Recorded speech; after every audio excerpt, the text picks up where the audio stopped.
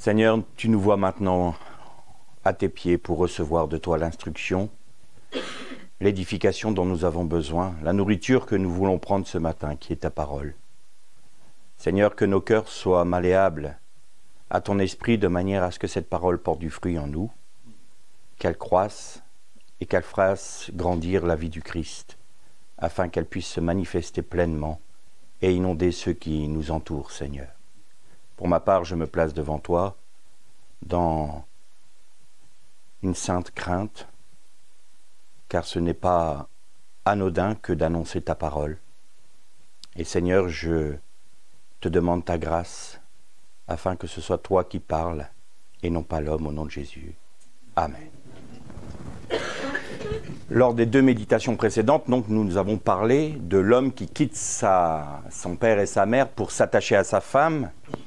On a vu ensemble lors de la première méditation qu'il y avait eu une brisure qui s'était faite entre l'homme et la femme et dans toute la création, qui avait amené à un désordre, l'homme voulant dominer de manière violente sur la femme, ou du moins de manière autoritaire sur la femme voulant dévorer son mari, c'est-à-dire usurper l'autorité que Dieu lui avait dévolue.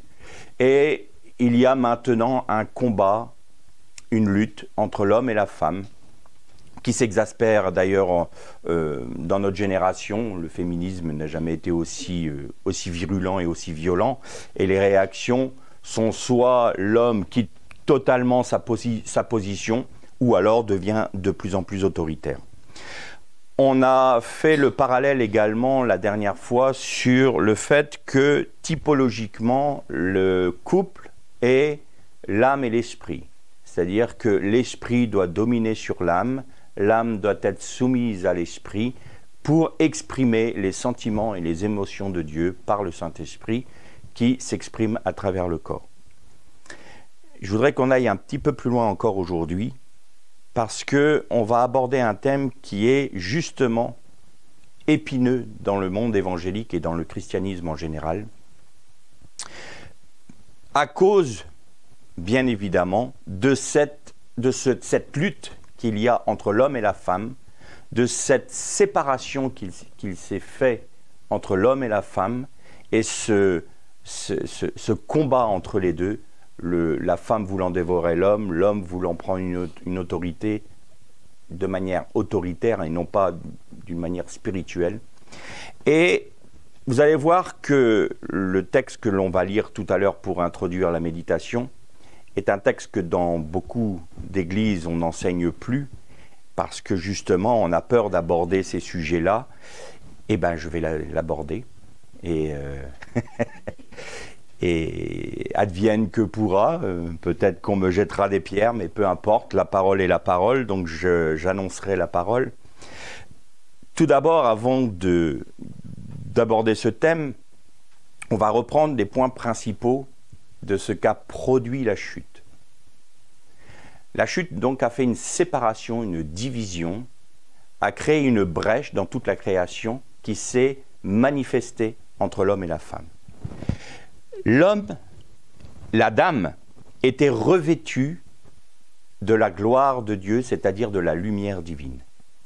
Et il y a un jeu de mots dans l'hébreu qui nous révèle ça, parce qu'à un moment, quand Adam a péché, en ayant cédé à son épouse, qui elle-même avait cédé au serpent, le serpent avait introduit donc dans l'humanité son venin, sa semence, qui s'est manifestée par Caïn. Eh bien, tout d'un coup, l'homme, l'Adam, a peur. Premier sentiment négatif, tout de suite après la chute, c'est la crainte, la peur. Mais pourquoi avait-il peur ? Parce qu'il a réalisé que quelque chose s'était modifié en lui et qu'il était nu, arum en hébreu.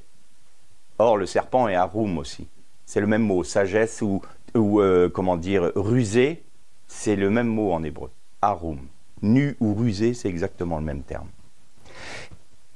Et Adam a réalisé que quelque chose s'était modifié en lui. Il n'avait plus cette gloire de Dieu qui l'illuminait. C'est-à-dire que cette lumière du Messie, parce que c'est la lumière de l'origine, avant qu'il il y ait les astres du jour et de la nuit, Dieu créa la lumière. Enfin, du moins, Dieu dit que la lumière soit. Il n'a pas dit qu'il l'avait créée. Il l'a manifestée. Et cette manifestation de cette lumière divine, c'est la manifestation du Messie. Et l'Adam était revêtu de cette lumière-là en vue d'être l'écrin dans lequel le Christ, le Messie, allait s'incarner. Or, la chute a fait que cette lumière s'est estompée. Et il s'est trouvé nu. C'est-à-dire que Adam veut dire rouge, hein, littéralement. Si vous enlevez votre peau, l'homme est rouge. Et nous sommes adamiques. Nous sommes de la terre rouge. Et il a constaté qu'il n'avait plus cette lumière-là. Et la lumière, en hébreu, se dit or. Mais elle s'écrit avec un aleph au début. Le aleph, c'est la lettre de Dieu. Donc, la lumière, il était illuminé par Dieu lui-même, par la gloire de Dieu. Or. Et ensuite, nous dit la Bible, quand ils constatèrent qu'ils étaient nus, Dieu les revêtit de peau. Alors, on pense qu'il y a eu des animaux qui ont été tués pour les vêtir, pour pas qu'ils soient nus. Pas du tout. Dieu les a revêtus de la peau, la chair. Et le mot peau se dit or en hébreu, comme lumière. Mais seulement il y a une lettre qui change. Ce n'est plus un aleph au début, ce n'est plus Dieu. C'est un ayin. Et ayin en hébreu veut dire œil. C'est-à-dire que maintenant, si tu veux avoir la révélation de Dieu, si tu veux avoir la révélation de ce que tu es, il va falloir que tu vois, que tu cherches, que tu sondes. Parce que maintenant, Dieu va cacher sa lumière dans sa parole.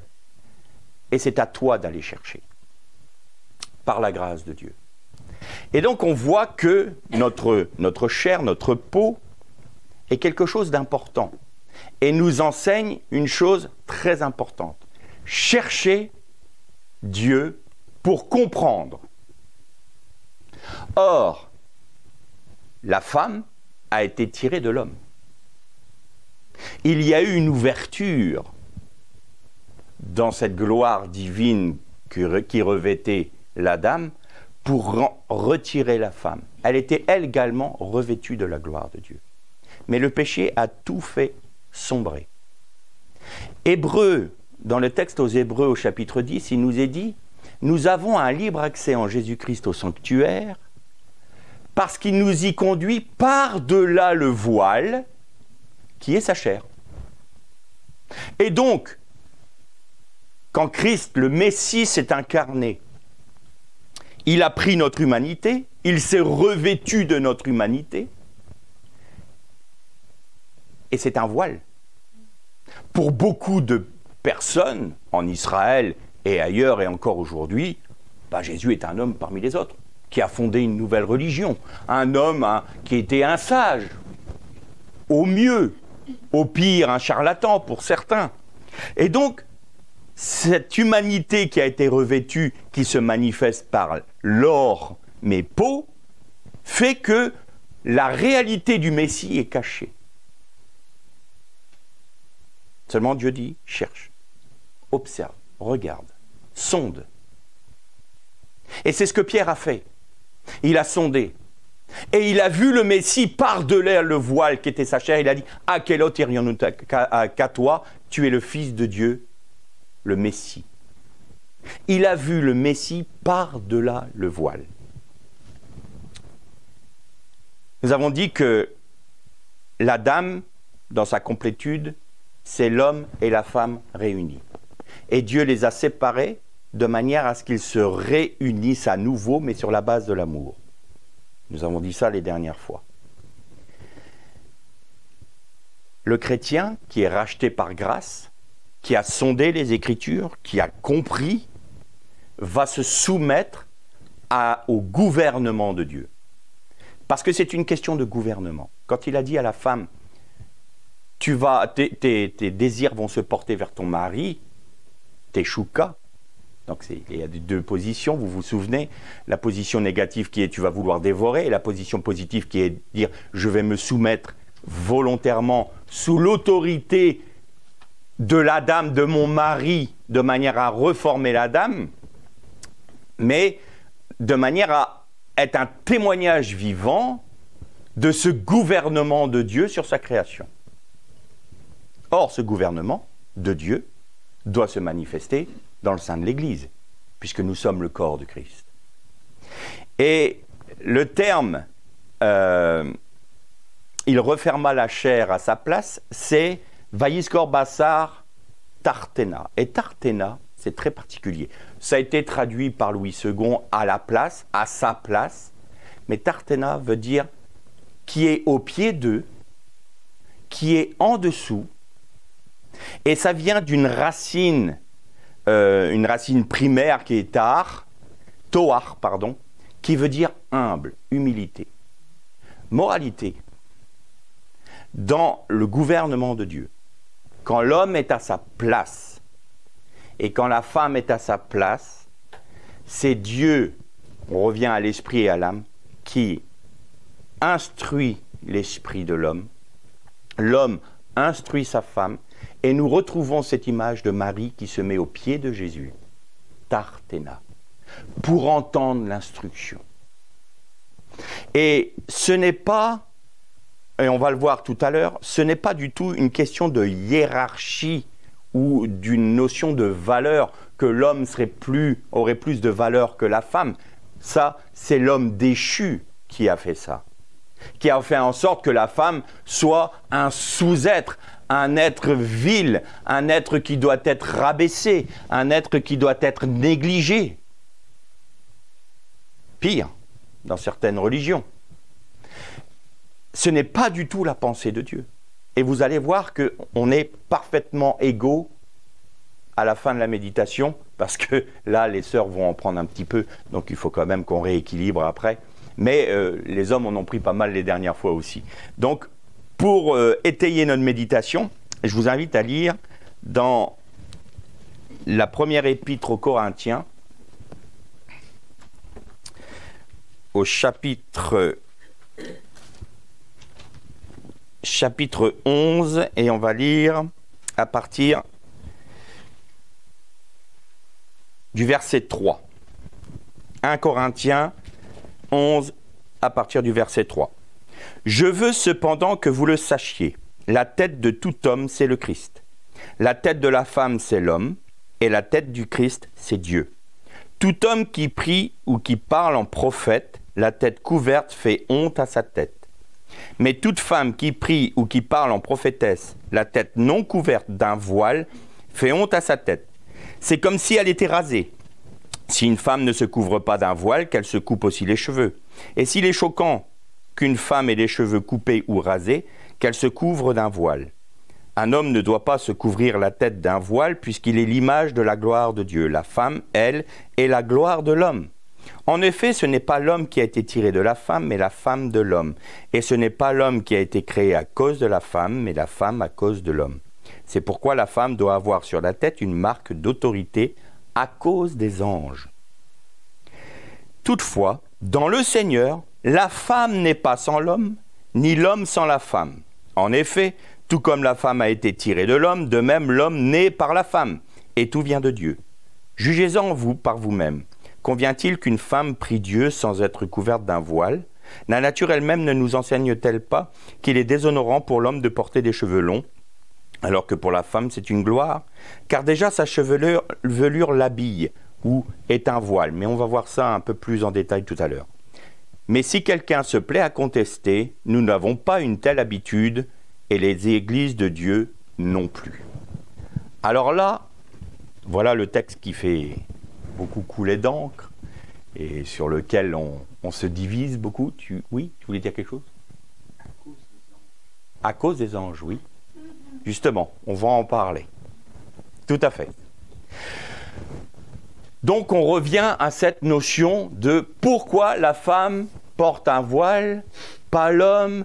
À quoi cela sert-il que la femme porte un voile, puisque ses cheveux sont un voile? Et là, c'est des problèmes de traduction. On a des problèmes de traduction. Et vous avez noté que quand l'apôtre Paul parle de la position de l'homme et de la femme, il l'associe toujours à la vie de l'Église. Il y a toujours un entremêlement entre ce qui doit se faire dans l'assemblée et le couple. À tel point qu'il y a des moments où on se dit, mais attends, là c'est pour le couple, ou c'est pour l'église, ou c'est pour l'église et c'est pour le couple. Parce que le couple est une typologie. On a remarqué que le couple était la typologie de l'esprit et de l'âme. Eh bien, le couple est aussi, typologiquement, la restauration de l'Adam initiale, sans le péché. Puisqu'en Jésus-Christ, nous sommes une nouvelle création. Nous sommes de ce fait ramenés à l'origine, puisque la faute a été expiée en Jésus-Christ. Donc, Dieu ne nous laisse pas dans une attitude de rébellion, mais nous ramène sous son gouvernement. C'est nous qui avons choisi de nous replacer volontairement, hommes et femmes, sous le gouvernement de Dieu, et ce faisant, notre couple reforme l'Adam sans péché. Puisque nous sommes purifiés en Jésus-Christ. Nous ne sommes pas sans péché par nous-mêmes, je précise bien. Dans l'Église, cette expression doit aussi se manifester. Et c'est de ça dont il est question là.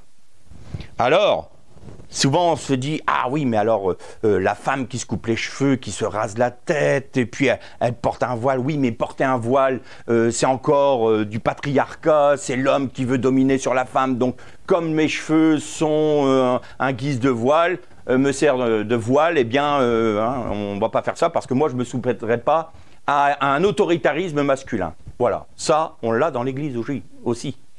Ce que l'on voit dans le monde se manifeste dans l'Église. Et Paul termine juste ce passage de manière étonnante. Nous n'avons pas l'habitude de contester. Et ce n'est pas l'habitude des églises non plus. Et là, on remarque qu'il y a quand même quelque chose d'important et de grave.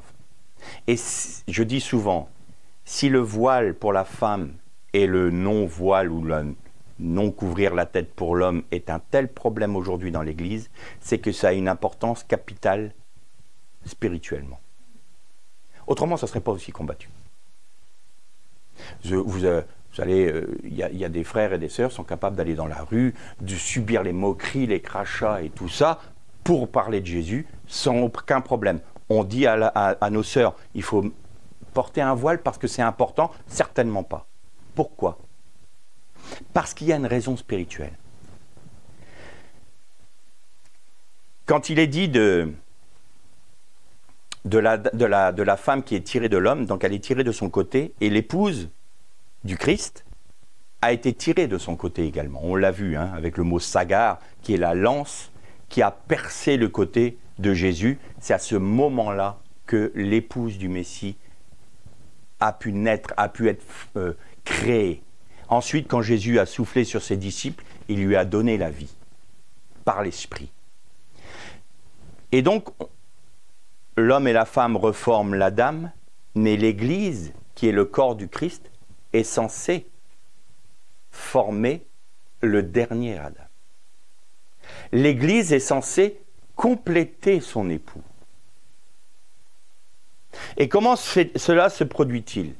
Quand l'homme et la femme s'unissent, c'est comme si la femme disait « Je me remets sous l'autorité de mon mari, je reviens en lui par-delà le voile, et nous formons un seul être. Nous sommes Echad. » Donc la femme, en se positionnant sous le gouvernement de Dieu, accepte l'autorité spirituelle de son mari. Je parle bien de principes spirituels et pas des abus. Je ne parle pas de cas particuliers. Je l'ai dit la dernière fois, quand vous avez une femme qui est tabassée par son mari, il faut fuir, c'est pas un homme ça. J'appelle pas ça des hommes, j'appelle ça des lâches. S'ils veulent se battre, qu'ils se battent au moins avec des gens qui sont de la même force qu'eux. Autrement, c'est de la lâcheté. Bon, bref, ça c'est un autre sujet. Mais un homme qui est chrétien va respecter sa femme plus que ça. Il va l'aimer comme sa propre chair parce que c'est sa propre chair. Donc le mari qui humilie son épouse, qui méprise son épouse, qui rabaisse son épouse, se rabaisse lui-même. Il montre qui il est. D'ailleurs, un mari violent, un homme violent, vous dites, tiens, il a tapé sa femme, tout le monde le regarde en disant, oh, pauvre type, entre guillemets. Il se rabaisse lui-même en étant dans cette attitude-là. Et la femme qui ne se soumet pas à cette autorité spirituelle de son mari, pas à son autoritarisme, à son autorité spirituelle, ben si elle ne se soumet pas, elle n'accepte pas le gouvernement de Dieu pour sa vie non plus. Et donc là, il ne reforme pas la dame. Parce que cette déchirure, cette brisure qui s'est faite à l'origine demeure dans le couple. Donc il n'y a pas d'Adam de reproduit là. Mais dans le principe spirituel de la nouvelle création que nous sommes, l'homme et la femme reforment l'Adam initial. Et de ce fait, ils sont plus deux, mais un, et parfaitement égaux. Comment cela s'exprime-t-il dans l'Église? La femme qui porte un voile déclare à l'Église, mais déclare aussi au niveau des anges, et on va en parler, que ce qui se fait dans le couple, qui forme l'Assemblée de Dieu, même les sœurs qui ne sont pas mariées, ce n'est pas la question d'être mariée ou pas mariée, de porter le voile ou non, c'est la question de témoignage d'un retour au gouvernement de Dieu par le sacrifice de Jésus. Et donc ça veut dire quoi? Ça veut dire nous nous replaçons sous le voile qui est notre Messie, nous nous replaçons en Christ, nous nous remettons en lui pleinement sous son autorité. Je me mets aux pieds de mon Seigneur pour écouter ses instructions. À partir de là, nous complétons le Messie. Nous sommes un. Alors, souvent problème de traduction. Qu'est-ce que le voile? Pourquoi est-ce que c'est un honneur pour la femme de porter des cheveux longs? Comme je le fais d'habitude, il faut toujours revenir dans le contexte dans lequel ces épîtres ont été écrites et ce qui se faisait dans l'Empire romain de l'époque. Dans l'Empire romain de l'époque, il y avait ce que l'on appelle les matronesses. Les matronesses, c'était des femmes mariées, respectables, qui avaient une bonne réputation, qui tenaient leur maison, qui tenaient donc leurs serviteurs et tout ça, et elles honoraient le nom de leur époux. D'ailleurs, c'est ce que demande le Seigneur dans la Bible. La femme vertueuse, c'est celle qui va honorer le nom de son époux parce qu'elle porte le nom de son époux. Et c'est ce que l'Église doit être. Nous portons le nom de notre époux au nom de Jésus. Nous disons tout le temps, nous portons le nom de notre époux, encore faut-il en être digne. Et donc, les matronesses étaient très respectables. Et il y avait une hiérarchie dans le monde romain qui faisait qu'un esclave ou un serviteur ne pouvait pas adresser la parole à une matrone sans avoir un témoin ou quelqu'un et avec beaucoup de déférence. Parce que c'était la société romaine qui était comme cela. Autant c'était une société patriarcale, c'était l'homme qui dirigeait, mais autant la femme qui était avec son mari portait la gloire du nom de son mari. Et la matronesse portait ce que l'on appelle le péribolaion. Le péribolaion, c'est un manteau qui couvrait tout le corps jusqu'aux pieds, et elle portait un katakaloupeto, un voile. Et ça, c'était les marques de sa respectabilité, du fait qu'elle soit une matrone. Et quand il est dit que les cheveux pour la femme sont un voile, c'est le mot péribolaion qui est en grec dans le texte original, qui est un manteau. Les cheveux lui servent de manteau, c'est-à-dire que c'est sa gloire. Le manteau que portait la matrone démontrait la gloire qu'elle était parce qu'elle portait le nom de son époux. Et c'est ça les cheveux. Et alors, comme elle portait un voile sur sa chevelure, pour la montrer qu'à son mari ou, voilà, de manière à ce que personne ne jouisse, entre guillemets, physiquement d'elle, ça montrait la marque de non seulement sa respectabilité, de sa féminité et du respect de sa féminité et de sa position sociale. Voilà ce qu'était la matrone dans le monde romain. On avait les serviteurs qui, eux, portaient une toga, la toge. Une toga de serviteur qui était, voilà, une tunique. Et il y avait les prostituées. Et les prostituées portaient une toga muliebris, on appelle ça. C'était une toge qui était différente des serviteurs, mais elle avait ceci de particulier, c'est qu'elle montrait un aspect qu'elle n'était ni femme, ni homme. Elle était tout ce que vous voulez. Elle avait perdu sa position honorable de matrone. Elle était femme pour tous. Et souvent, régulièrement, les prostituées se rasaient la tête. D'une, pour une question d'hygiène, il y avait une obligation parce que, forcément, et parce qu'elles pouvaient avoir cet aspect androgyne également. Et donc, c'était la marque de la prostituée. La tête rasée, cheveux coupés, et ne portant pas de voile, mais une toga muliebris, qui était différente de celle des serviteurs. C'était spécifique aux prostituées. Et c'est pourquoi Paul dit, si vous refusez de vous soumettre au gouvernement de Dieu, vous vous prostituez à un autre, parce que vous demeurez sous le gouvernement de l'ennemi. Alors, rasez-vous la tête. Soyez ce que vous êtes, une prostituée spirituelle. Ne démontrez pas que vous êtes une femme honorable, une matrone, vous êtes une prostituée, parce qu'en faisant cela, vous refusez de revenir à l'origine, de reformer la dame originale, et qui plus est, de former, de compléter le dernier Adam qui est votre céleste époux. Alors, rasez-vous la tête. La question n'est pas de porter les cheveux longs et les cheveux courts, et je voudrais préciser une chose là, parce que parfois ça peut engendrer des troubles chez certaines sœurs qui ont des problèmes de chevelure, justement. Et là, elles peuvent se dire, mince, qu'est-ce qui se passe? Moi, il peut y avoir moi, je connais 2 sœurs qui n'ont plus de cheveux. Ils ont une alopécie complète, ou alors des pelades, ou des choses où elles n'ont pas le choix, il faut se couper les cheveux, parce qu'autrement... Pardon? Ou le cancer, mais là, c'est une maladie, après ça repousse, mais il y en a certaines, ça ne repousse plus du tout. Et donc, elles peuvent avoir un peu un poids d'accusation qui ne serait pas juste. La question n'est pas de porter les cheveux longs ou non, là. La question, c'est une position spirituelle. Si on n'a pas de cheveux, on n'a pas de cheveux. Le Seigneur l'a fait ainsi, c'est comme ça. Voilà, mais je préfère être précis parce que souvent, après, les frères et les sœurs écoutent des messages, et puis dans l'église, ah oui, mais un tel... Et je sais qu'il y a un esprit de jugement terrible dans l'église. Donc je préfère être très prudent et ne pas porter l'opprobre sur des sœurs qui souffrent déjà suffisamment de la situation qu'elles traversent, pas la peine de leur en rajouter. Donc, ce n'est pas la question là.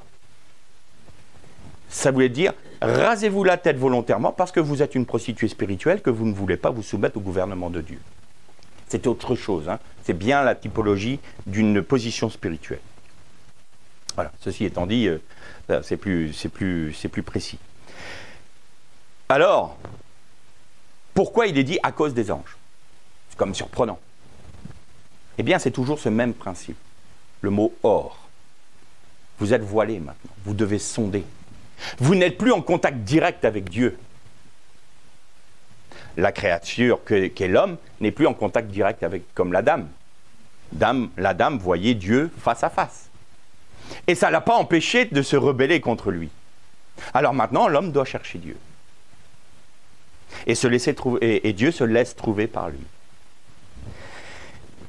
Du coup, les anges sont là en train de se poser la question, parce qu'eux ne sont pas au bénéfice de la grâce de Dieu comme l'homme. Et les anges sont comme nous. Ils doivent apprendre de Dieu. Ils doivent connaître la nature de Dieu. Et comment est-ce que Dieu est glorifié lorsque l'homme et la femme maintiennent leur position dans l'Église? Eh bien, le fait que des créatures qui sont rachetées par grâce, où Dieu lui-même s'est incarné pour porter le poids de leur rébellion, démontrant ainsi son amour, et voyant qu'en retour, cette créature déchue racheté par la grâce de Dieu et par son amour, va obéir, sachant que l'ennemi de Dieu dirige le monde, que cette créature prenne cette position par la grâce en Jésus-Christ de revenir sous le gouvernement de Dieu, les anges plongent leur regard dedans pour louer Dieu pour l'œuvre qu'il a accomplie pour l'homme. Mais inversement, les démons, les anges déchus, regardent aussi, et quand ils voient de la désobéissance, ils accusent jour et nuit l'épouse du Christ. Voilà l'impact que ça a, voilà l'importance qu'a cette obéissance simple. Et aujourd'hui, on voit, je le disais, dans certains groupes de louanges, je ne sais plus comment appeler les choses, moi, groupes de louanges où on voit, pour avoir un look, des hommes qui portent des casquettes, des bonnets, des machins, des ceci, des cela, les femmes qui ne portent plus de voix. C'est ça. On est là. On est dans de la prostitution spirituelle. Et il est très important de comprendre cette réalité spirituelle du voile parce que ça a tellement été dénaturé par le monde chrétien aussi. Dans le monde évangélique, je suis désolé, il y a eu toute une génération de machos chrétiens, entre guillemets, qui mettaient la femme en dessous de tout. Or, quand la femme porte le voile, elle cache sa propre gloire. Mais en cachant sa propre gloire, elle cache la gloire de son mari, puisque la femme est la gloire de l'homme. Je vais répéter cette phrase. La femme est la gloire de l'homme. Donc quand on méprise notre femme, quand on traite notre femme n'importe comment, on souille notre propre gloire. Je ferme la parenthèse. Donc, toute la gloire de l'homme, du premier Adam, est voilée, cachée. Seule la gloire du Messie doit demeurer dans l'Église. C'est ça que ça veut dire. Donc, vous voyez que le port du voile, c'est la femme qui dit « je me remets sous l'autorité de mon mari », c'est-à-dire « je me remets sous sa chair, sous ce voile qui a été coupé pour que je sorte de mon mari. Eh bien, je retourne dedans pour former la dame, mais sur la base de l'amour. C'est l'expression du voile. Je reforme le premier Adam avec mon époux. Et pour les sœurs qui ne sont pas mariées, eh bien, je me remets sous l'autorité et le gouvernement de Dieu pour compléter mon céleste époux, qu'est Jésus-Christ. Voilà ce que ça veut dire. Et l'homme qui ne porte pas de voile, pourquoi ? Parce que dans le judaïsme, à l'époque, au moment des téphilines, c'est-à-dire des prières, téphila, les Juifs arrivaient à la synagogue et se couvraient la tête avec leur talit. Pourquoi se couvraient-ils la tête avec leur talit ? Parce qu'ils étaient des hommes pécheurs et qu'ils étaient séparés de Dieu. Et donc, comme ils sont séparés de Dieu, Dieu est au-dessus d'eux. Donc, ils se voilent. Dieu est au-dessus de nous. Or, Paul nous dit, le voile est déchiré maintenant. Le voile est déchiré. Et donc, quand l'homme ne peut plus porter de voile parce qu'il est l'image de Dieu. Comment ça, il est l'image de Dieu ? Ben, il est l'image de Dieu parce que quand il est dit l'homme, il est dit la dame en fait. L'homme et la femme sont l'image de Dieu. Et il n'y a plus de voile en Jésus-Christ. Donc, la femme qui se voile exprime simplement le témoignage qu'elle s'est remise sous le gouvernement de Dieu en se mettant sous l'autorité de son mari, spirituel, j'entends. Et le mari qui obéit à ne pas porter le voile, il ne porte pas le voile pour les deux. Et c'est les deux qui sont dévoilés devant Dieu. C'est les deux qui ont accès à la gloire de Dieu directement par-delà le voile, parce que le voile du temple a été déchiré.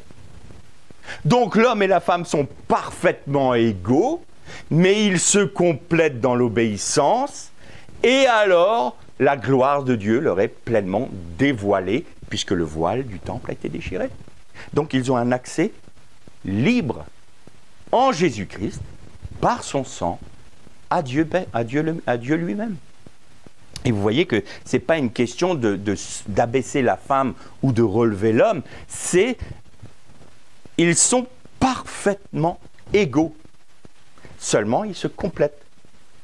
Tout comme aujourd'hui, notre société décadente veut qu'il n'y ait plus de différence entre l'homme et la femme, on veut mélanger tout. Moi, je me sens homme, je me sens femme, je me sens flaque d'eau, je me sens trottinette.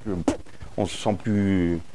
Je ne sais plus comment... Moi, je me sens vieux, donc je vais demander la retraite anticipée. On ne sait jamais. Ça peut peut-être fonctionner. Bon, la blague à part. C'est-à-dire que là, maintenant, on veut tellement se rebeller contre l'autorité de Dieu, contre le gouvernement de Dieu, qu'on va jusqu'à nier ce que la nature même nous démontre. Ça, c'est l'ultime rébellion contre Dieu. Ce que nous ne pouvons pas, contrôler, tu n'es garçon ou tu n'es fille, il n'y a pas 36 solutions. Eh bien, nous, technologiquement, par notre propre volonté, par notre propre désir de nous nommer nous-mêmes, ça c'est Babel, faisons-nous un nom. Eh bien, nous allons contester ton gouvernement, ce que tu as fait, ce que tu as créé, nous le contestons et nous le transformons. Ça, c'est la contestation qui vient de l'esprit de l'Antichrist. C'est la raison pour laquelle Paul termine son propos en disant « Nous n'avons pas l'habitude de contester, non plus que toutes les églises du Messie. » Parce que là, en fait, on touche la contestation du gouvernement de Dieu, et c'est exactement ce que Satan fait. Quand on touche à ces choses,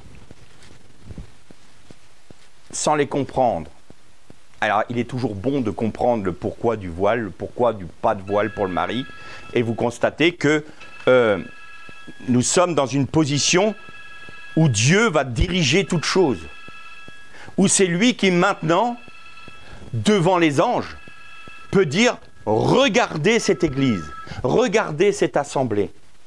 Elle s'est replacée volontairement sous mon gouvernement. Et donc je peux la diriger selon ma pensée. C'est mes enfants que j'ai rachetés par grâce, qui m'obéissent et dans lesquels je prends plaisir. » Voilà.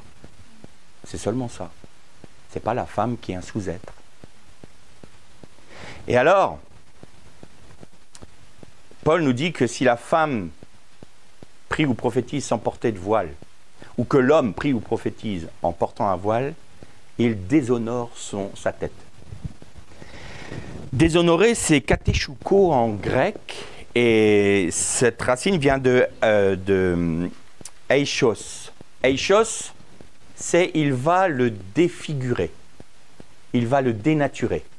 Donc quelque part, on le déshonore, on le méprise, on défigure la tête et on le rend disgracieux.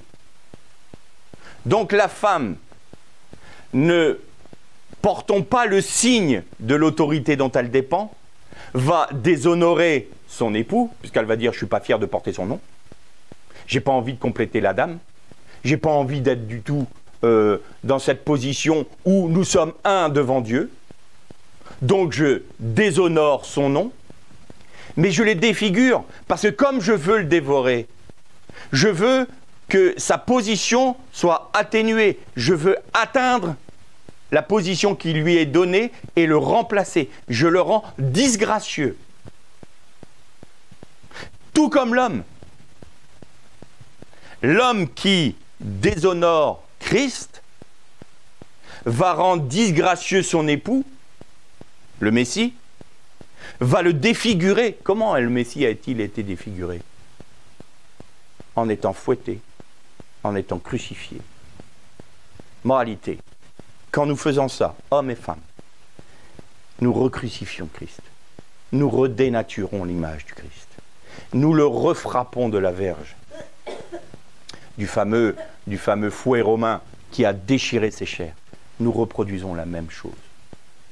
C'est pourquoi, aujourd'hui, C'est la raison pour laquelle aujourd'hui, ce commandement du voile pour la femme et du non-voile pour l'homme est si attaqué. Parce qu'on touche au gouvernement de Dieu et on conteste son autorité.